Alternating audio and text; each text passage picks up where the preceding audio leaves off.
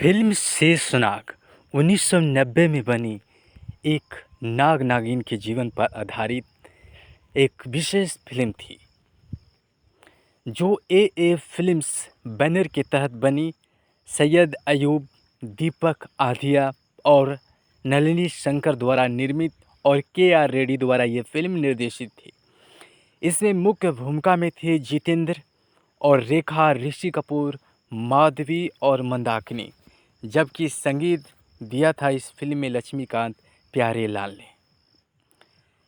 इस फिल्म के निर्देशक के रेड्डी और इस फिल्म को लिखा इकबाल दुरानी ने, और इस फिल्म के सारे संवाद भी इकबाल दुरानी ने ही लिखा।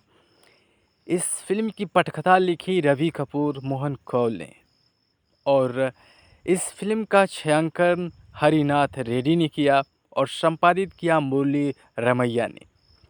और यह फिल्म 25 जुलाई 1990 को रिलीज हुई। इस फिल्म की कुल समय अवधि 144 मिनट थी। अब इस फिल्म की कहानी पर हम आ रहे हैं। फिल्म की शुरुआत नाग देवता शेषनाग के एक रहस्यमय मंदिर से होती है, जहां हर चंद्र ग्रहण पर भगवान शक्तिशाली रूप बदलने वाले नागों प्रीतम नाग और भानु नागिन के संरक्षण में एक खजाना प्रदान करते हैं। यहाँ वरदान के रूप में जिस व्यक्ति पर चांदनी की वर्षा होती है वो अमर हो जाता है। जादूगर अघोरी उस सर्वोच्च शक्ति को प्राप्त करने के लिए उत्सुक हैं। वह सांपों का विनाश करना शुरू कर देता है। प्रीतम अघोरी का सामना करता है, उसे हरा देता है, लेकिन उसे खत्म नहीं कर पाता। अघोरी अपने जादू टोने से जवाबी हमला करता है, जिसमें भानु घायल हो जाता है। भोला एक ग्रामीण है जो उसे बचाता है, और प्रीतम और भानु उसके ऋणी हो जाते हैं।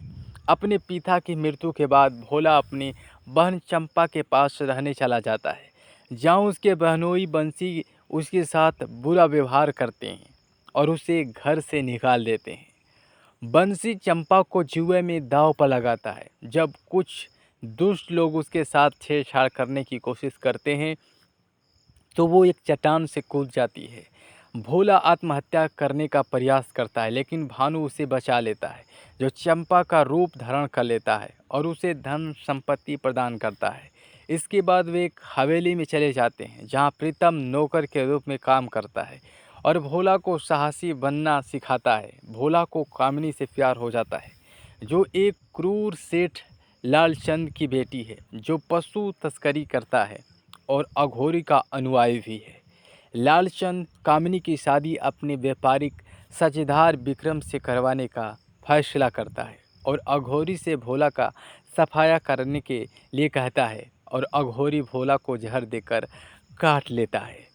भानु जहर पी लेता है, लेकिन खतरे के करीब पहुंच जाता है। जब प्रीतम अपनी शक्ति से उन दोनों को बचा लेता है तो प्रीतम भोला को यह बात बताता है और उसे अपनी बहन असली चंपा से मिला देता है। विक्रम और कामिनी की शादी की तैयारियां चल रही होती है, तभी भोला प्रीतम के साथ वहां पहुंच जाता है।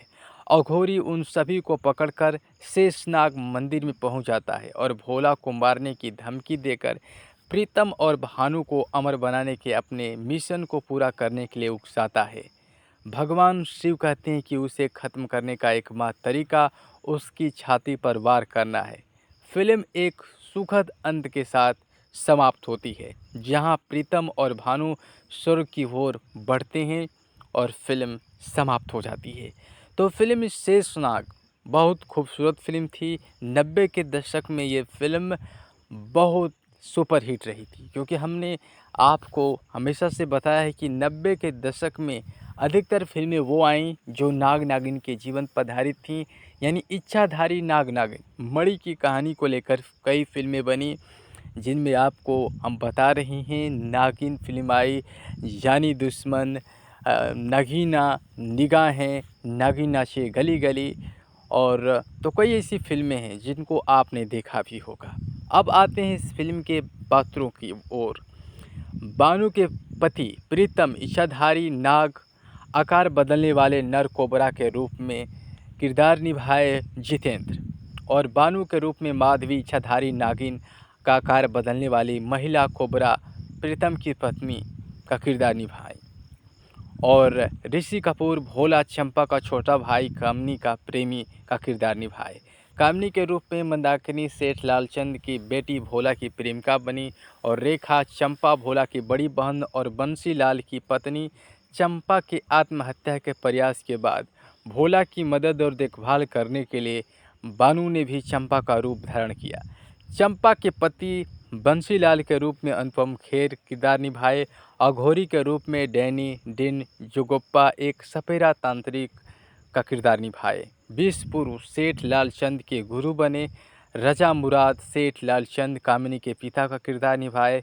दान धनोआ विक्रम सेठ लालचंद के बिजनेस पार्टनर और कामिनी के मंगेतर का किरदार निभाए।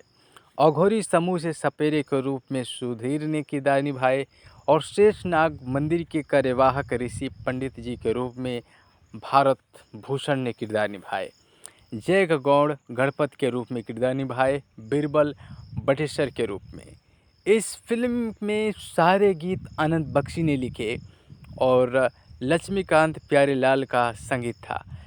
कुल मिलाकर इस फिल्म के सारे गीत सुपर डुपर हिट रहे। जिनमें हम बात करें इसमें कौन कौन से गीत थे, तो हमें आसमां ने भेजा, सुरेश वाटिकर और अनुराधा पौडवाल ने ये गाना गाया। छेड़ मिलन के गीत रे मितवा, ये गीत सुरेश वाटिकर और अनुराधा पौडवाल ने गाया।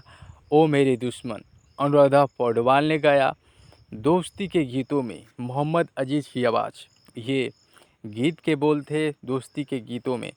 और तेरा हाथ न छोड़ूंगी अलका याग्निक की आवाज़ में एक गीत था। हमें आसमां ने भेजा दुखंत, ये सुरेश वाटिकर और अनुराधा पौडवाल ने ये गाए। बीन म्यूजिक सहायक। तो कुल मिलाकर ये कहें कि 90 के दशक में फिल्म शेषनाग विशेष रूप में सफल रही, क्योंकि उस समय लो बजट में फिल्में बना करती थी। विशेष रूप से उस फिल्म का मुख्य अंश होता था उस फिल्म के गाने और कहानी, उन्हीं के आधार पर फिल्में हिट होती थी।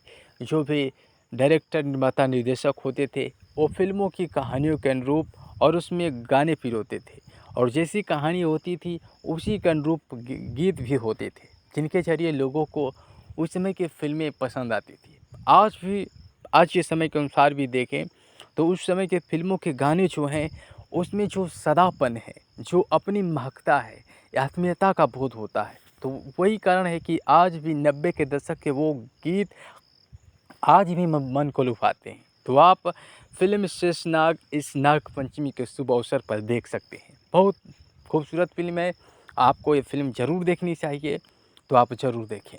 नमस्कार।